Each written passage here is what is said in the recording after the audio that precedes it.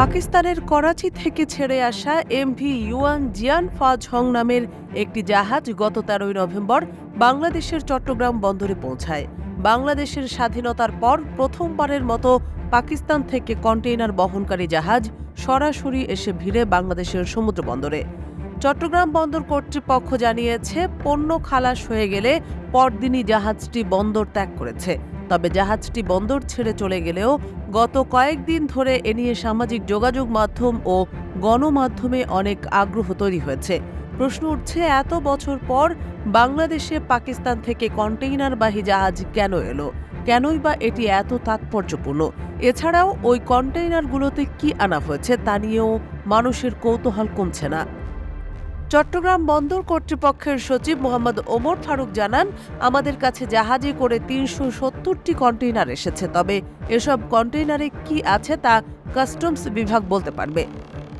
Chittagong customs হাউসের উপকমিশনার মোহাম্মদ সাইদুর রহমান জানান, এসব কন্টেইনারে ফেব্রিক্স, চুনাপাথর, সোডা অ্যাশ, পেঁয়াজ, ম্যাগনেসিয়াম কার্বনেট ও ডলোমাইট এসেছে।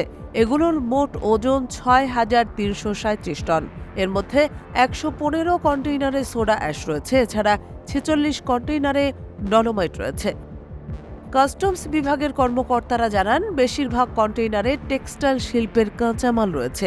এছাড়া কাঁচ শিল্পের কাঁচামাল, গাড়ির যন্ত্রাংশ, রং ও কাপড়ের কাঁচামাল রয়েছে। এছাড়া ৪২টি কন্টেইনারে পেঁয়াজ ও ১৪টি কন্টেইনারে আলু রয়েছে।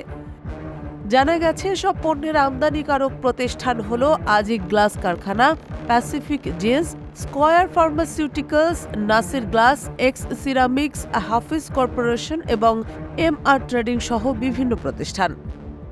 উপকমিশনার মোহাম্মদ সাইদুর রহমান জানান, সবগুলো কন্টেইনার করাচি থেকে লোড হয়নি। এর মধ্যে কিছু কন্টেইনার দুবাই থেকে বাংলাদেশে আনা হয়েছে।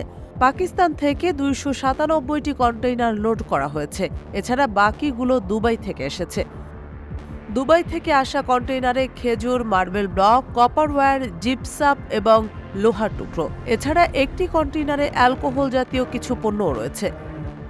বাংলাদেশ মার্চেন্ট মেরিন অফিসার্স অ্যাসোসিয়েশনের সভাপতি ক্যাপ্টেন আনাম চৌধুরী বলেছেন, পাকিস্তান থেকে খোলাভাবে পণ্য আগেও আসতো, এখনও আসে। সেগুলো তৃতীয় দেশের বন্দরে নামানোর পর জাহাজ বদল করে বাংলাদেশে আসে, কিন্তু পাকিস্তান থেকে সরাসরি কন্টেইনারে করে এই প্রথম এসেছে। এগুলো সেলড উইথ কার্গো, অর্থাৎ এগুলো মালপত্র বোঝাই। তিনি জানান, কন্টেইনারে সাধারণত ব্র্যান্ড নিউ গাড়ি থেকে শুরু করে ইকুইপমেন্ট সব আসে। এখানে কোনো রেস্ট্রিকশন নাই, শুধু কন্টেইনারের সাইজে রেস্ট্রিকশন আছে।